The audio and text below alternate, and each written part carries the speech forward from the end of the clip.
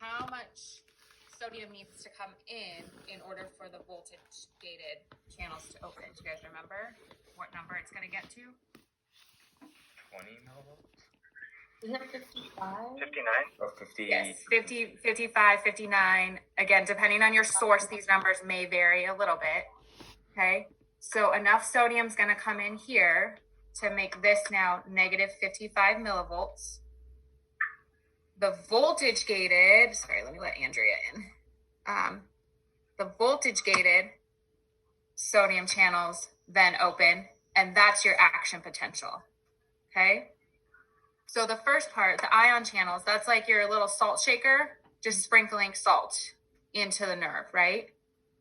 Once it reaches minus 55, that's like when you have the cube rectangle looking salt and pepper shakers, and the one end has the side that just pours out, just falls all out. That's when the voltage gated ion channels open. Okay, it's just like pouring the sodium in, not sprinkling it, just pouring it in. Okay.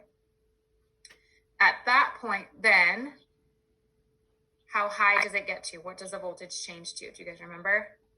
40 then. Yes. So now it becomes positive. Okay, so now there's enough sodium in here to make this inside positive 40 millivolts. Okay, everybody good with that part so far? Okay, once it reaches the 40 millivolts, that is now going to activate the voltage potassium channels. Okay, so remember the difference between the ion channels and the voltage channels. The voltage, it needs to get to a certain voltage, right? Mm-hmm. So once it reaches, what did we say it was? Negative 55. 40. Once it for potassium, once it reaches 40 millivolts, now the potassium voltage gated ions are going to open. Okay, so now potassium is going to go out, and we're going to start to get back to that resting membrane potential. Okay. Once the voltage gated potassium closes, what takes over after that? How do we continue to balance out? What function does this use? Sodium potassium pump. Yes, thank you, Stephen. So now it's the sodium potassium pump that takes over to finish evening things out. So for every, how many potassium that go out, how many sodium come in? 2 sodium and 3 potassium out? Or is it the opposite? Is it 3 to 1? It's 3 to 2, but it's 2 potassium out, 3 sodium in. Okay. All right. That is all happening where? What is this space called right here? This little space is called what? Axonhilla? Close. That's going to be right here. And that's just the axon. Yes. So this is the axon, but what is this little space where these action potentials occur called? It's not the myelinated part. It's the other part. The nodes. Nodes? Yes. The nodes of RPA. Yes. Good. Okay. So that then is going to send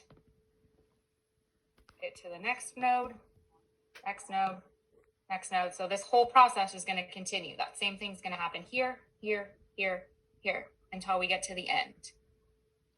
Okay, what then is this area called right here? Between Synaptic cleft or synaptic? Yes. Base. Yes, whoever said that, synaptic cleft. Okay.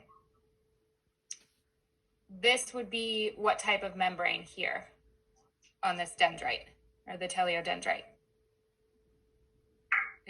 What type of membrane? Potential. Synaptic. Somebody said part of it. Synaptic, there's a word in front of it. Presynaptic. Presynaptic. Yeah, that's what I said. Okay, thanks. Presynaptic membrane. So then this here is going to be what? The postsynaptic. Yes, correct. Okay, so now we're here. Okay, so we went from one neuron to the next neuron. Now we're at the effector, the skeletal muscle. Okay, what do these little vesicles represent here? Neurotransmitters. Yes. Okay, and if we're at a skeletal muscle, what type of neurotransmitter is it? Most likely Acetylcholine. acetylcholine, correct. Okay, now going back to last term, we talked about this last time. Acetylcholine gets to the motor end plate and causes what to be released? No. Isn't it potassium? Close. Before that, calcium. Yeah, somebody said it.